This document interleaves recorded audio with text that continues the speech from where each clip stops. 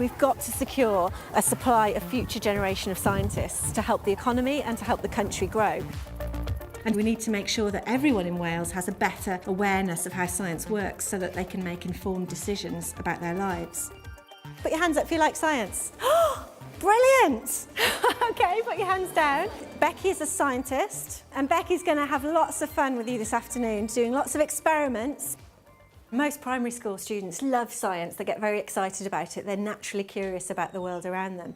But a lot of the educational research says that you really have to tackle them now to get their attitudes to science more positive. Because when they get to secondary school, students' attitudes tend to change. They don't perhaps see the link between the science they do at school and the careers it could take them to.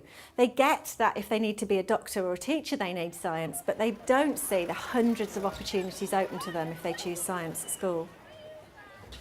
One of the problems that can happen is the stereotypes of science. If you Google the word scientist and look at the images that come up, you often get a really mad professor with wild hair, and it's always a white male.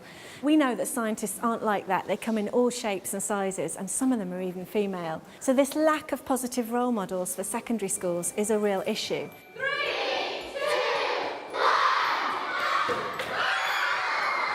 Despite the fact that people talk about this Brian Cox effect, which results in an uptake of interest in science across the UK, this isn't really reflected in Wales. So one of the problems at secondary school can be that many students aren't taught separate sciences by specialist teachers. So for example, less than 20% of students at secondary school get taught physics by a physics graduate or someone with a physics degree. Now, it's not to say that other science graduates can't teach physics, but it's just that perhaps there's a lack of enthusiasm or passion for the subject, and I think this can sometimes be picked up by the students. So in Wales, this is perhaps a particular problem because there's a big generation of physics teachers about to retire, and these gaps need to be filled by new graduates. One of the things we often hear from teachers is that it's so hard to actually fit everything into the curriculum at secondary school level particularly, and there's so much pressure for exam results, so they often have to bring in extra people to do engagement and kind of enrichment activity. And this pressure really comes from things like the PISA league tables showing that Wales is performing less well than countries of a similar size and similar background.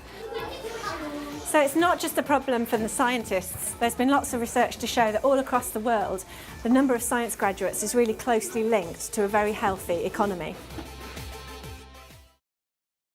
For more information on our live interactive science and engineering shows, check out our website and connect with us through Facebook and Twitter.